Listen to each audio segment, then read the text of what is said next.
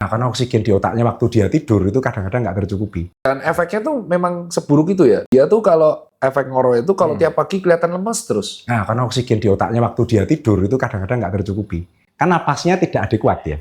Padahal tidur itu kan proses penggantian sel yang pasti itu. Nah, jadi kita tuh kan selnya misalnya jatahnya malam ini ganti 100, ya harusnya besok ini 100 sudah ganti sel baru.